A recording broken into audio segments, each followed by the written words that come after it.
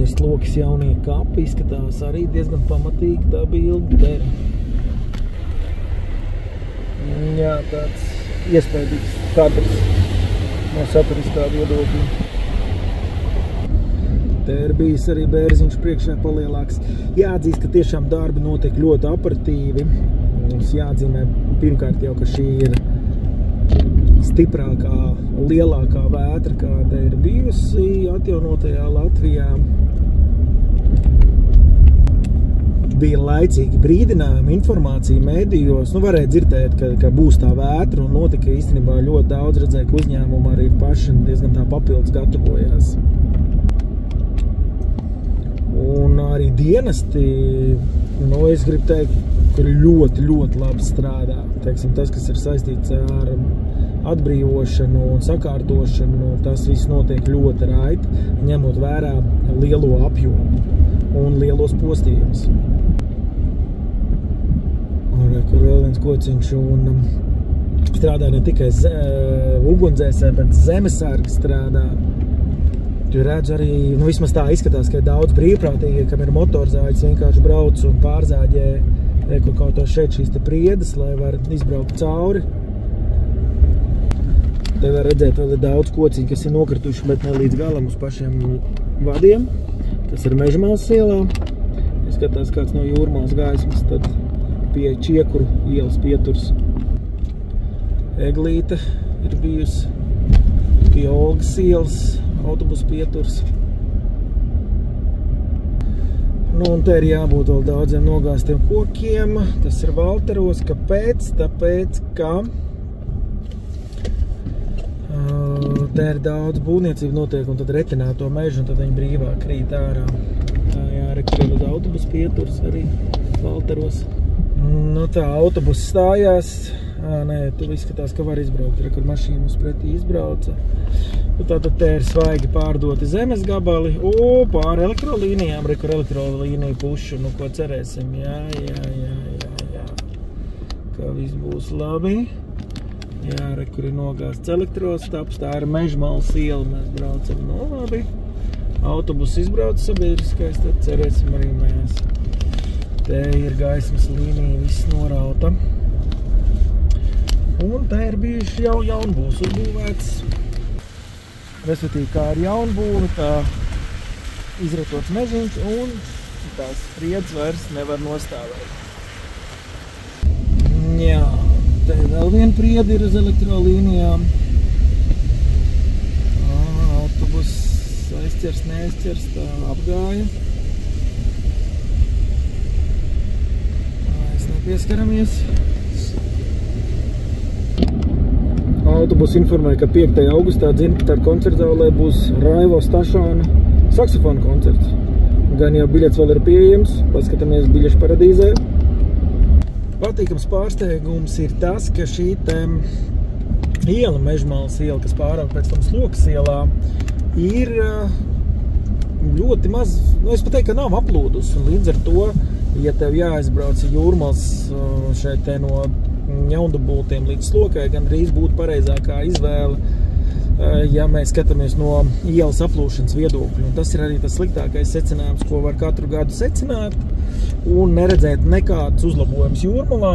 Proti tās vietas, kas aplūda agrāk, uz galvenās vienīgās ielas, ja, teiksim, dubultos Majoros, tā tur nav iespējas apbraukt. Ja Majoros tā pati kāpa, vai tā ir kāpa? Nē, tā nav kāpa. Jūras iela, laikam viņi sauc, viņi arī aplūst. Būtībā šaurākais kakls, kas ir dubulta Majora, tur vienmēr ir šie te plūdi pie Jūrmalas domas, Majora stacijas. Tās ir zināmas vietas un nekas šobrīd netiek darīts, lai tas nav novērsts. Viņas turpina aplūst un, teiksim, šādā te vētrā tu nevari izbraukt būtībā. Ja tur vēl dažas mašīnas apstājās, kas dabūna šo hidrotriecienu, tad viņas tur stāv un aizķērso ceļu. Te, ko mēs redzam, tas ir šobrīd lielākais, kas ir bijis, bet tas tik un tā ir maz. Tas nav netuvu, kā bija Lienas ielā, kāda ir šobrīd aplūšanas plūdi Lienas ielā un Zigfrīda Meirovica prospektā un Mellužos. Jā, starp Mellužos tur tā pati vieta, par ko mēs jau auto rakstījām, pēc vienkāršām lietavām, ka tur aplūst. Ja tad tas traucē tikai mazai ieliņai, tad tagad visi tie plūdi ir pāri uz lielo ielu, kas sanāk Mellužu prospekts un iespējams Strelnieku prospekts pretējā virzienā. Te pilnīgi grāvīts izskatās, jā, brūns ūdens ir pārgājis pāri. Nu, te bišķiņi iestrāk ir, bet tik un tā šitas nav dziļums pret tām ielām, kas ir uz Jūrmalas centrālajām ielām. Te lielākam kokam ir daži zari norauti. Ozols. Te ir kociņš viens pārkritis. Bet te jau ir jaunā gaismas līnija, tā kā te stabi nav norauti. Re, kur ir baigais zars nolūzis priedēji. Uzkrits uz terasītes. Te baigākie koki, kur regla, bērs, nogāst. Aiziet kūtniec, vēl bērs. Nu, te ir riktīgākie sarkūtiens bijis, ļoti daudz priedes izgāstas.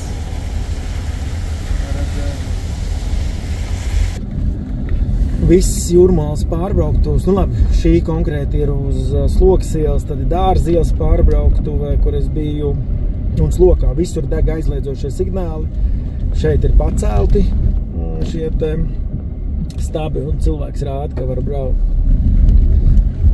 Ja nebūtu cilvēks, kā tas bija, Dārza ielas pārbrauktuvē, nu tad uz savu risku, kā saka, jāšķērso bija ar nolaistiem stabiem. Jaunā dubulta satiksmes mezgla noslēgums. Viss pludo. Tāda mums ir izbūve bijusi. JLD izprojektēta un liktenis ar apvienību, laikam ar Igati. Tā viss taisīja. Šitā naktī man viens video vēl nav publicēts, ielikšu vēlāk. Reku var redzēt, arī tur priedi nolūzas, kaut kāda zāra nebija tik daudz, bet pie 36. līnijas tur ir priedes nolauztas. Reku ir kūtiens, jūra bišķi lielāks vilnīts jau nekā naktī ap vieniem. Un reku džeki jau viss iztīrījuši. Malači. No tāda mums izskatās jūriņa, reku 36. līnija restorāns. Cik tā tad ir bijis ūdens? Izskatās līdz šitai lielai kāpiņai. Tā starp citu ļoti labi tāda Pludmales kafēnīca, atmosfēra kafē. Normālas cenas arī ir viss adekvāti. Oj. Reku šitie te baigi bīstamies skrūvus uz augšu jānoliek pie malas kaut kur. Nu te ūdens sitās pret šitajiem, bet reku ir diezgan labi izdzīvojis. Kā tur apakšā arī viss ok. Širmīši notīti, tie ir izturējuši, kaut kāds viens ir nogāsts. Bet tā aptī tie ir izturējuši. Platforma arī izskatās, ka turās. Viļņi nebija lieli naktī, tie tagad pieaug, bet šitas bija interesanti. Nezināju par tiem ķīriem, to hītu, ka viņi reāli šitā te stāv naktī pret vilku. Es viņu vietos pakāptos atpakaļ un stāvētu tur kāpās, kur ūdens neiet. Nē, šitā te stāv, varbūt viņi tā kaifo. Jūrmalā nav tātad vēdra tikus pāri šim te valnim, gadiem ejot.